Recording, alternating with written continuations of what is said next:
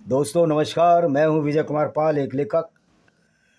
दोस्तों आज हम चर्चा करेंगे कि कोई भी विचारधारा अगर बनती है किसी क्रिएटर के नाम पर, किसी बनाने वाले के नाम पर, किसी सर्जनकर्ता के नाम पर, तो एक ऐसी अच्छी विचारधारा होनी चाहिए जिसमें अच्छे कानून यानी कानून हो, जिसमें एक लोगों में सहभागिता हो, आपस में भाईचारा हो, भेदभाव रहित समाज हो। जबकि आज हम छुआछूत के खिलाफ युद्ध लड़ रहे हैं, जातिवाद के खिलाफ युद्ध लड़ रहे हैं, जबकि जातिवाद का कोई स्थान वेदों में नहीं है और जाति की कोई परिकल्पना वेदों में नहीं। ये जातिवाद तो बहुत बाद में आया है। तो दोस्तों फिर क्यों नहीं हम इस्लाम की इस गुंडागर्दी के खिलाफ युद्ध नहीं लड़ सकते? जब मनुस्मृति जलाई जा सकती है तो कुरान क्यों नहीं जलाई जा सकती? कुरान तो वो वाहियात और वाहिद किताब है, ओनली बुक है, जो कि गैर मुस्लिमों को कत्ल करने की बात करती है, जो गैर मुस्लिमों को औरतों को लूटने की बात करती है, गैर मुस्लिमों से बलात्कार की बात करती है, उनको लूट कर उनको मलिका यमीन रखेल बनाकर उनके साथ बलात्कार की बात करती है। तो दोस्तों आपको समझ में आना चाहिए कि ये विचारधारा क्यों चली, क्या चलाई। इस विचारधारा को मोहम्मद ने जन्म दिया अपने फ़ायदे के लिए। लूटपाट काफ़िले लूट रहे थे वो, और इसी तरह से अब ये जो अल्लाह है, जो अल्लाह के नाम पे इस विचारधारा का परिचलन है, जो आज तक परिचलन में है, क्या ये ऐसा दुनिया बनाने वाला था जिसने उन लोगों को प्रश्रय दिया, आश्रय दिया, जो लोग लूटपाट करते थे, जो लोग काफ़िले लूटते थे, और जिसमें पैगंबर का 20वां हिस्सा होता था?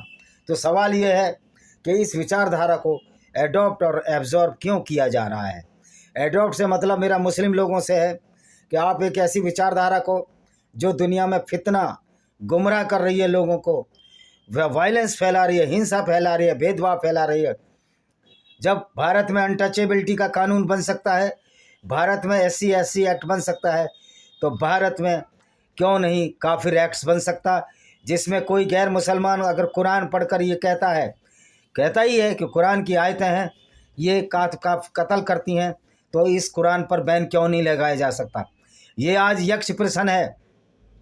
जब आप ऐसी किताबों पर बैन लगा देते हैं जो समाज में विद्वेष पैदा करती हैं, सद्भावना को ख़त्म करती हैं, तो आप कुरान पर बैन क्यों नहीं लगा देते? कुरान वो वाहिद किताब है, वो पहली एकमात्र किताब है जिसमें कत्ल व गारत भरी हुई है, खून खराबा भरा हुआ है, और एक झूठे अल्लाह के फरेब के जाल में फंसकर मुसलमान वो कार्य कर रहे हैं। एक सच्चा मुसलमान इस सब परिभाषा के अनुसार सच्चा आतंकवादी है। तो क्या हिंदू और गैर मुस्लिमों को चाहिए इन आतंकवादियों से संबंध रखें, या आपको सोचना समझना है कि हम उनको अपनी दुकानें किराए पर दें या अपने प्रतिष्ठान उनको किराए पर दें?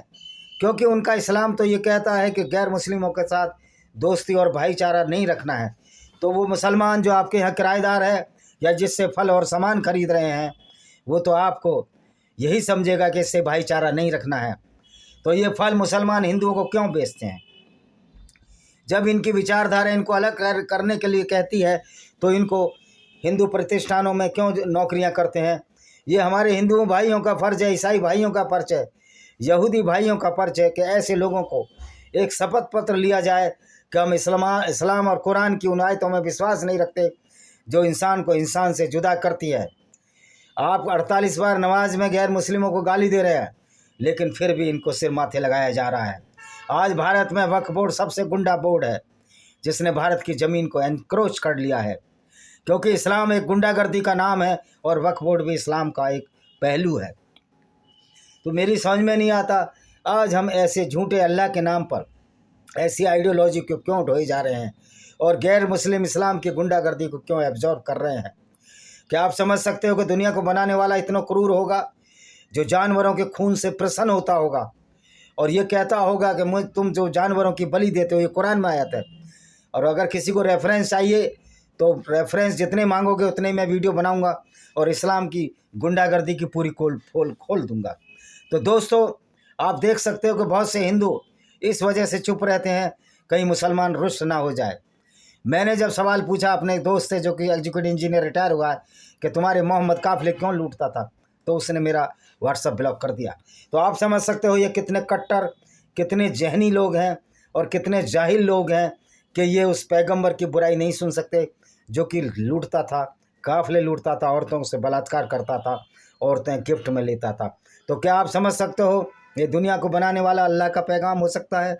क्या अल्लाह इतना क्रूर, निर्दय और हृदयहीन हो सकता है जो जानवरों के खून से प्रसन्न होता है? निश्चित तौर पर नहीं। तो ये फिर अल्लाह कहाँ से आया? फिर अल्लाह किस खेत की मूली है? तो ये अल्लाह मोहम्मद का जो खेत था उस खेत की मूली है। अल्लाह ने मोहम्मद को अपने फ़ायदे के लिए बनाया, क्योंकि उससे मोहम्मद को बड़े फ़ायदे हो रहे थे। और सीधे साधे अरबी लोगों को मोहम्मद अल्लाह के नाम से डराता रहा, झूठ बोलता रहा।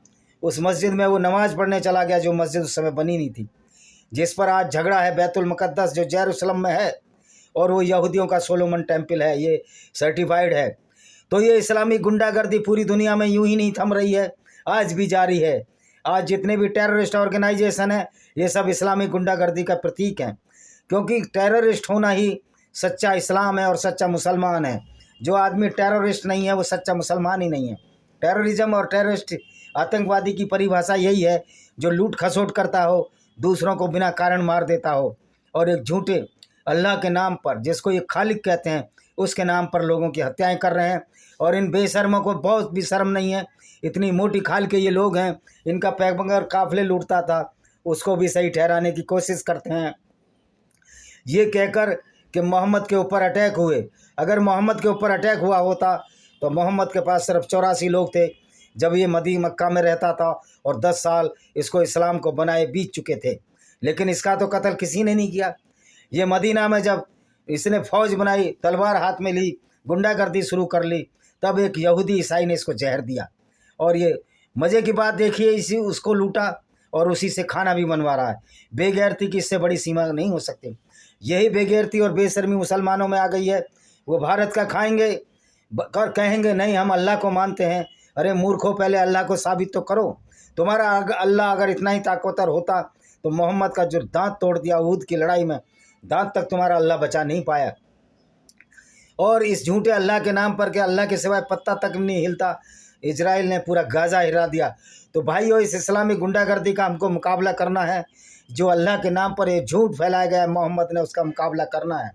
अगर हमें आगे वाली पीढ़ियों को बचाना है तो इस विचारधारा के साथ, जो इस्लामिक विचारधारा, जो आतंकवाद है, जो एक आतंकवाद है, इसके खिलाफ हमको खड़े होना पड़ेगा। वरना वो दूर नहीं कि आपके लिए वो खतरा मंडरा रहा है कि तीसरा विश्व युद्ध होगा। निश्चित तौर पर उसमें मुसलमानों की हार होगी, इस्लामिक गुंडागर्दी की हार होगी, क्योंकि इस्लामिक विचारधारा कभी जीत नहीं सकती। क्योंकि कोई भी गुंडागर्दी, कोई भी झूठ और फरेब का जाल सच्चाई के सामने ठहर नहीं सकता। यही वजह है कि अमेरिका ने उसामा बिन लादेन को मारकर ये साबित कर दिया कि झूठे अल्लाह के नाम पर ये चलने वाली गुंडागर्दी अब बहुत चलने वाली नहीं है। अबू बकर अल बगदादी को भी मारकर ये साबित कर दिया कि इनकी गुंडागर्दी चलने वाली नहीं है। ये झूठे नारे लगाकर सड़कों पर लोगों को डरा नहीं सकते, ये साइकोलॉजिकल प्रेशर पैदा नहीं कर सकते। अब लोगों की समझ में आ गया है कि पैगंबर मोहम्मद एक झूठा नबी था, सेल्फ प्रोक्लेम्ड नबी था, और अल्लाह नाम की कोई चीज़ नहीं थी। क्योंकि दुनिया को बनाने वाला, किसी भी किताब में दुनिया को बनाने वाला सबकी रक्षा करता है, लेकिन यहाँ अल्लाह ऐसे पैगंबर को उतार रहा है और उसको ये आज्ञा दे रहा है, तुम काफिले लूटो, औरतों के साथ बलात्कार करो, उनको मलिकाए अमीन बनाओ और बाज़ारों में बेचो, मलिकाए मनी सेक्स स्लेव, और फोर्सेबली रैप करो, जो मोहम्मद और उसके साथी युद्ध में जीतने के बाद यहूदी क्रिश्चियन औरतों के साथ उस समय किया करते थे। और उसके बाद भारत में हमारे पाकिस्तानी मुस्लिम जो हिंदुओं से कन्वर्टेड हैं, इनके फोर फादर्स के साथ रेप और बलात्कार किए। ये हमारे कन्वर्टेड मुस्लिम समझ नहीं पाते हैं कि किस तरह जो तुर्किश मुसलमान आए, तुम्हारे पुरखों के हत्यारे, तुम्हारे पुरखों के बलात्कारी, आज तुम्हारे आइकॉन बने बैठे हैं। पाकिस्तान में गौरी मिसाइल है, जो कि गौरी एक लुटेरा था जिसने लाहौर को जलाया। इसी तरह महमूद गजनवी ने लाहौर को जलाया। अहमद शाह अब्दाली जैसे लुटेरे आज इनके आइकॉन और हीरो हैं। अब मज़े की बात है कि अहमद शाह अब्दाली वाली जो मिसाइल जो पाकिस्तान ने बनाई, आज पाकिस्तान का अफ़गानिस्तान से झगड़ा कर चल रहा है। दोनों ही इस्लामिक गुंडे हैं, दोनों ही इस्लामिक गून हैं। ये तो हमारे तालिबानी भी जानते हैं कि अल्लाह झूठा है। अल्लाह के नाम पर जो फरेब, जो सत्ता इन्होंने हथियाई, उसका सिराजा बिखर जाएगा। और किसी को भी इस्लामिक आतंकवाद से और अल्लाह से डरने की ज़रूरत नहीं है, क्योंकि अगर अल्लाह ऐसा क्रिएटर है जो फसाद और उपद्रव फैलाता है, तो ऐसा अल्लाह हमारे पैर की जूती के बराबर भी नहीं है। क्योंकि हमारे पैर की जूती तो हमारी पैर की रक्षा करती है। और ये अल्लाह सिर्फ मुसलमानों का भला करता है और गैर मुसलमानों को मारने और कत्ल करने की बात कहता है। कुरान में 170 बार गैर मुस्लिमों को कत्ल करने की बात कही गई है। तो ये झूठा फरेब, झूठे इस्लाम के नाम पर जो 1400 साल से गुंडागर्दी चली आ रही है, इस गुंडागर्दी का हमको मुकाबला एक न एक दिन करना होगा। आपको बहुत बहुत कड़वे अनुभव होंगे इन पॉलिटिशियन मूर्खों की छोड़िए। ये लोग भी जब देखेंगे कि गैर मुस्लिम भारत में यूनाइटेड हो रहे हैं और उन लोगों को वोट नहीं दे रहे जो इस्लाम का पैरोकार करते हैं। कांग्रेस का आपने हाल देख चुके हो। मैं मानता हूं कि बीजेपी भी बहुत गलत कर रही है, कहीं कहीं वो भी मुसलमानों का अपीजमेंट कर रही है, लेकिन इसका भी एक दिन भंडाफोड़ होगा। ये हम मजबूर करेंगे बीजेपी वालों को कि अपनी औकात में रहो, औकात से बाहर ना जाओ। जैसे एरिका गुप्ता जो दिल्ली की चीफ मिनिस्टर है, वहाँ कोई मज़ार किसी मुस्लिमों से मिलने चली जाती है। ये राजनीति के लोग मूर्ख हुआ करते हैं, इनसे डरने की आवश्यकता नहीं है, क्योंकि हमारे वोटों के सौदागर हैं, ये वोटों के लालची हैं। आप संख्या में इनसे ज़्यादा हैं, मतदाता नेता में संख्या में ज़्यादा होता है, मतदाता पुलिस और मिलिट्री से भी ज़्यादा हो जाता है। हमारी मिलिट्री तो कोई इंटरनल अफेयर करती नहीं है। अगर पुलिस भी इन गुंडे नेताओं की सपोर्ट करती है तो पब्लिक से वो भी नहीं जीत सकती। ये आपको समझ में आ जाना चाहिए। और जो भ्रष्टाचार का मुद्दा है, इस पर भी बात हमको करनी चाहिए, ये अलग विषय हो जाएगा। आज हम सबसे जो बड़ा भ्रष्टाचार है जो इस्लाम है, इस्लाम एक सचमुच बहुत बड़ा भ्रष्टाचार है। दूसरों की ज़मीनों को लूट लेना, उन पर मस्जिदों की तीमारदारी कर देना, ये गुंडागर्दी आज से नहीं चली आ रही। ये गुंडागर्दी जब से चली आ रही है, जब मोहम्मद ने 630 में मक्का में काबा जो बहुदेववादियों का मंदिर था जिसमें 360 मूर्तियाँ थी, उसको मूर्तियों को तोड़कर इसने काबा में कब्जे लिया। तो दोस्तों, क्या अल्लाह ने एक ऐसी फ़ौज बनाई है जो हत्यारे, खूंखार हत्यारे, लुटेरे और बलात्कारियों की फ़ौज है? क्या ऐसी फ़ौज हम अल्लाह के नाम पर एब्जॉर्ब कर सकते हैं? क्या उसको हम स्वीकार कर सकते हैं? क्या हम ऐसे नकली अल्लाह, अगर असली भी अल्लाह होता तो उसके उस राक्षसी अल्लाह के खिलाफ युद्ध नहीं करते? निश्चित तौर पर करते। और अल्लाह आने वाला नहीं है, अल्लाह नकली है। अल्लाह के नाम पर जो मोहम्मद ने एक हत्यार और क्रिमिनलों की फ़ौज तैयार की, जिनको आज सच्चा मुसलमान कहते हैं। हाँ दोस्तों, मैं सच्चा मुसलमान के उनको कहता हूँ जो आतंकवादी हैं, क्योंकि जो आतंकवाद नहीं करते, जो हिंदुओं से भाईचारा करते हैं, कुरान की दृष्टि में तो वो मुसलमान नहीं हैं। और ऐसे मुसलमानों की संख्या आज मेजॉरिटी में है जो हिंदू, ईसाई और यहूदियों से भाईचारा चाहते हैं, और जो नहीं चाहते हिंदू, यहूदी, ईसाइयों से, वो वास्तव में आतंकवादी हैं, क्योंकि कुरान की शिक्षा ही आतंकवादी बनाती है। और सबसे बड़ा आतंकवादी अगर भारत में है तो अरशद मदनी है और अलीगढ़ मुस्लिम विश्वविद्यालय का वाइस चांसलर है। ये सारे के सारे एक आतंकवाद का केंद्र है। भारत में जितनी इस्लामिक संस्थाएं हैं, दुनिया में जितनी भी इस्लामिक संस्थाएं हैं, वो आतंकवाद का केंद्र है, क्योंकि वहीं पर आतंकवाद की विचारधारा को परिपोषित किया जाता है। वहीं इनको सिखाया जाता है गैर मुस्लिमों के साथ लड़ाई करो। और तो दोस्तों, हमें इस विचारधारा के खिलाफ लड़ना ही होगा, वरना हमारी पीढ़ियां बर्बाद हो जाएंगी, हमारा भविष्य बर्बाद हो जाएगा। जहाँ जहाँ मुस्लिम पॉपुलेशन ज़्यादा हो जाती है, वहाँ गैर मुस्लिमों का जीना मुहाल हो जाता है। और दोस्तों, ये कैसा अल्लाह के नाम पर विचारधारा है जो पूरी दुनिया को बर्बाद करने में तुली है। क्या आप भी भाईचारा मुसलमानों से चाहते हैं? मैं मुसलमानों को चैलेंज देता हूँ, मैं मौलानाओं को चैलेंज देता हूँ, तुम्हारा कुरान भाईचारे के लिए मना करता है, तो आप हिंदू, ईसाई और यहूदियों से भाईचारा क्यों करते हो? क्यों यहूदियों से, हिंदुओं से और दूसरे देशों से हथियार खरीदते हो? क्या आप बहुत बेगैरत और बेशर्म हो गए हो? क्या आपको अपने अल्लाह पर भरोसा नहीं है?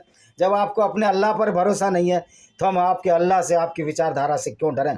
क्योंकि तुम्हारा अल्लाह तो निर्बल है, लाचार है, बेबस है।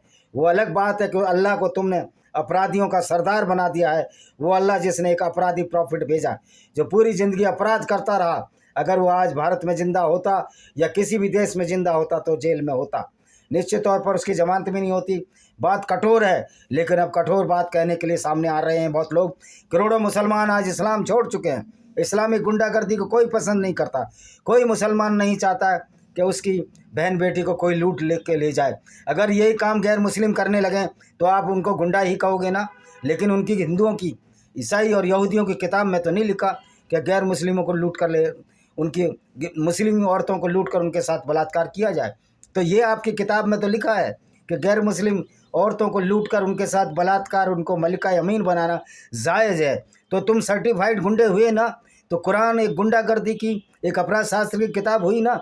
इसमें भी अब कोई संशय रह जाता है तो आमने सामने की बहस करो और यासिर अलवाजिदी सबसे बड़ा इस्लामिक गुंडा है जो शिकागो में इस्लामिक गुंडागर्दी सिखा रहा है। ऐसे हजारों लाखों इमाम हैं जो इस्लामिक विचारधारा को मदरसों में आगे बढ़ा रहे हैं। ये सारे के सारे इस्लामिक गुंडे हैं और सारे के सारे मदरसे इस्लामिक गुंडागर्दी का केंद्र है। इसी के साथ मैं इस वीडियो को विराम देता हूँ। वंदे मातरम, जय हिंद, आपका दिन शुभ हो।